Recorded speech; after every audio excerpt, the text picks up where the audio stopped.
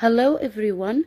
Today we are going to deal with the function expressing lack of understanding and asking for clarification. This lesson is for second back. Okay, let's start with some examples and the expressions. We have here an example. Liam, humor is very important in our lives. Emma, I'm sorry, I don't understand. Can you clarify your idea?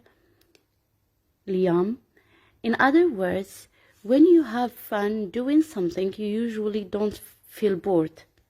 So in this conversation, we have some expressions about lack of understanding, which is I'm sorry, I don't understand. And to ask for clarification, we have can you clarify your idea? And when you want to clarify your ideas, we have in other words, for example. So we have here a chart. It's about expressing lack of understanding, asking for clarification, clarifying your idea. So in order to express lack of understanding, we have different expressions. I'm sorry, I don't understand. I beg your pardon, I'm not quite following you. I'm sorry, but I don't understand what you mean. I'm not sure I get your point. I can't understand. Sorry, but I didn't get your point.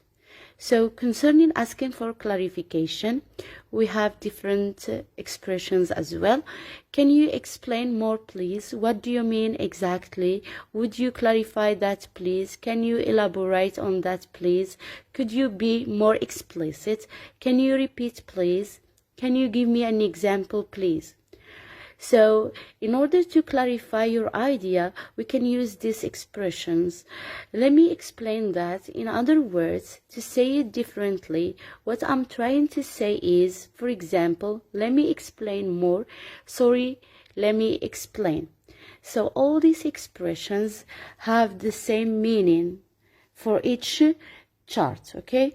So, you can just understand these expressions when you lack of understanding something or a word or an idea, and to ask for clarification and clarifying. So let's practice. We have two exercises here. So this exercise, you are going to respond to the following by using clarification expressions. We have two short conversations. Number one, your friend. Humor is very important in our everyday life. You, I'm not quite with you. What do you mean? Your friend. Number two, teacher. Students have to be responsible for their own learning. Students, we don't quite understand what you mean, sir. Teacher. Number three, headmaster. Mobile phones are not allowed at school. Teacher, sorry, sir. I'm not quite sure I know what you mean.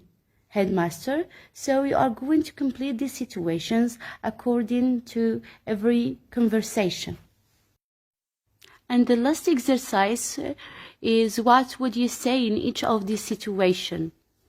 Number one, you didn't hear your teacher's instructions. Number two, your teacher's question is too ambiguous to answer. And number three, you don't know if your father is okay about your trip, as he just said, let's talk later. And the last one, four, your neighbor has just told you that she hasn't seen her son for a long time. So you can answer these two questions and we can correct all together.